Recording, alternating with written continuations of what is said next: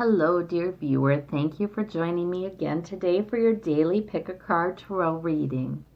I always ask you all to choose the stone that fits for your intuition, the one that calls to you. And I will begin.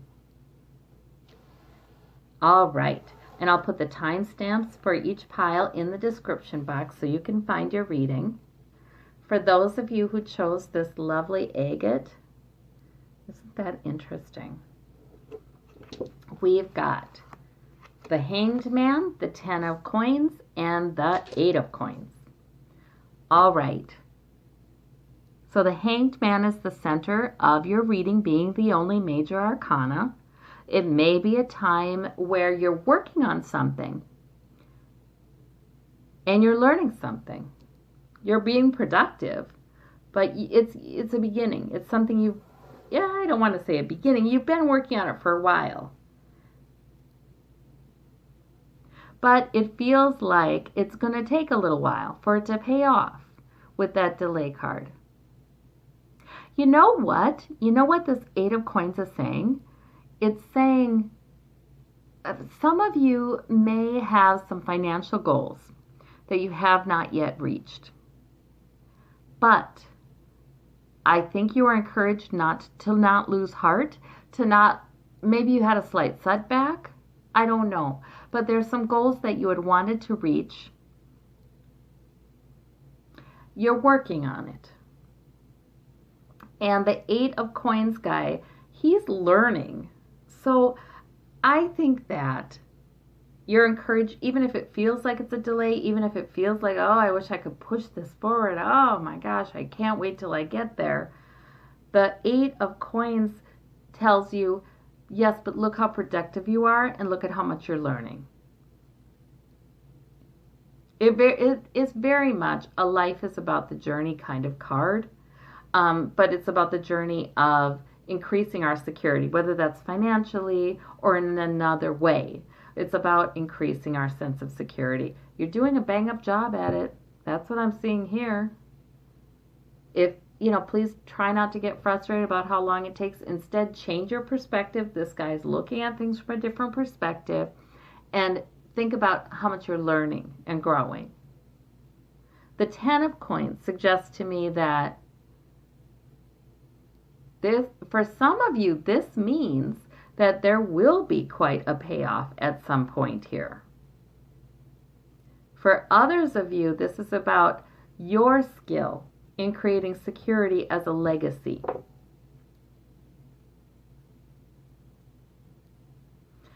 Yeah, the coins here and the coins here, the pentacles. I'm thinking this means that you're kind of good at that.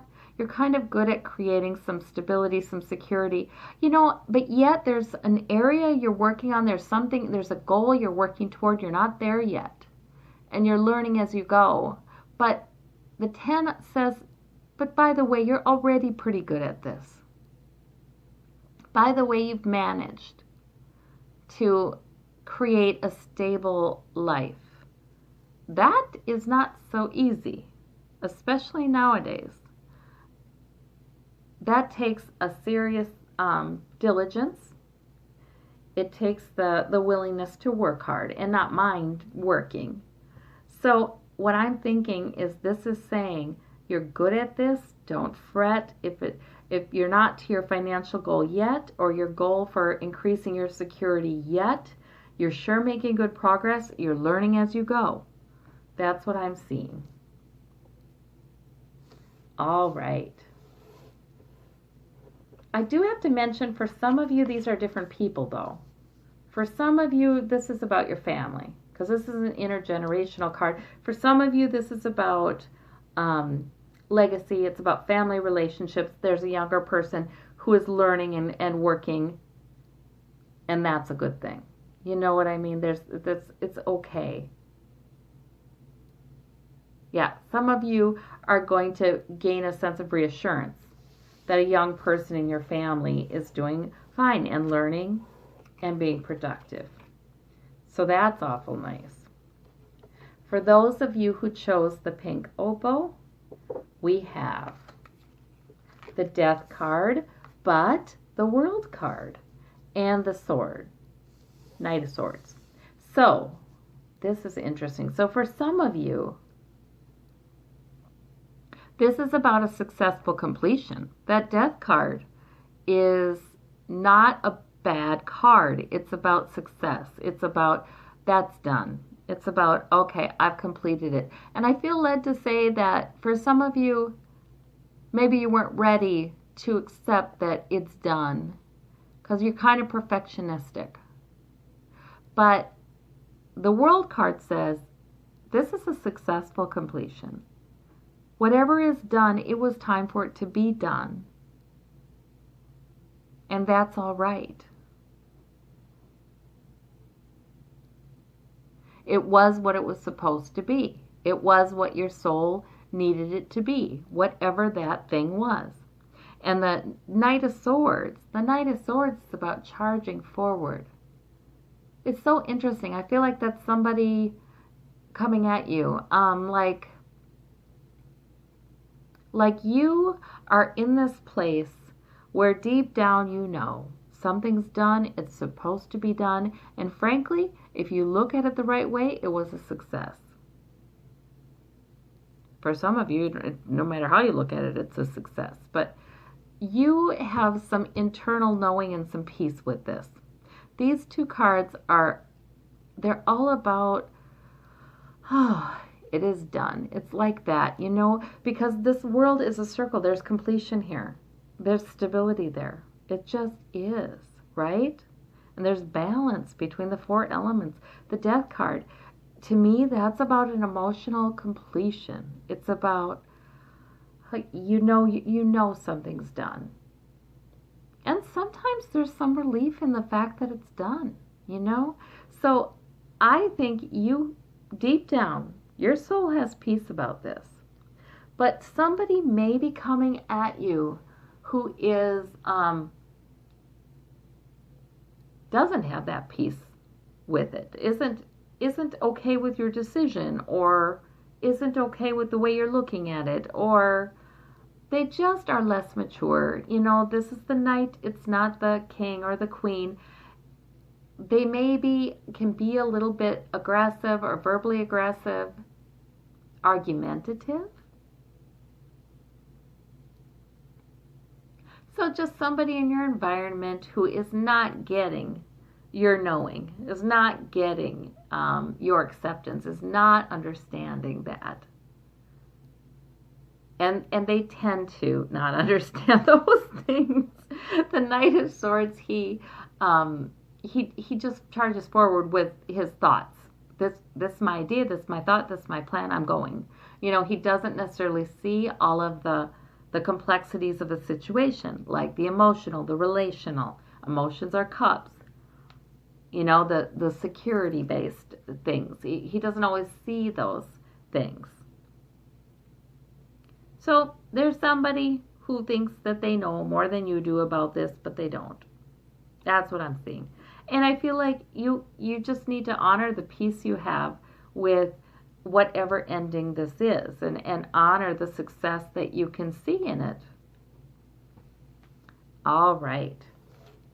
For a few of you, this is in your own head. I have to say this. For a few of you, this argumentative thought, or the logical thought, like, this, you know, you're kind of, this is about a spiritual and emotional kind of conclusion. But this is all about the thoughts. So for some of you, you've got it spiritually and emotionally, but your thoughts want to say, that doesn't make any sense. You know, let's look at what's logical. Let's look at what I could describe to somebody else in words, you know. So for some of you, this is the voice that's bothering you is from within, but that's okay. You're encouraged then to go with what you know spiritually and emotionally, because it's there. For those of you who chose this lovely blue stone, the lapis lazuli, we've got, the Lover's card, the Six of Swords, and the Eight of Cups. Oh, so interesting. Okay, so the Lovers, that's the heart of your reading. It's your major arcana. The Lovers. This is about your love life for some of you. For many of you, it's about your love life. And it's in transition. Because you want love. Maybe you're seeking it. Maybe you're leaving one situation in hopes of a better one. Maybe you're leaving a relationship in hope, and really relying on that angelic and supernatural love right now. But you're leaving something. With this Six of Swords and this Eight of Cups, you're leaving something, both for intellectual reasons and emotional reasons. Neither of these cards they're wistful. They're poignant. They're not painful per se. They're sort of like a gradual coming to terms with, I need something else. Emotionally and intellectually, now I've learned some things that it's going to take me to the calmer shores. It's going to take me past the turbulence and to the better outcomes. Because I've learned these things. And I've learned to trust my emotions and go for what I wish. See, the Eight of Cups is waiting to become the Nine, the Wish card. Off in search of what's emotionally missing. So, this is so interesting. It obviously has to do with love.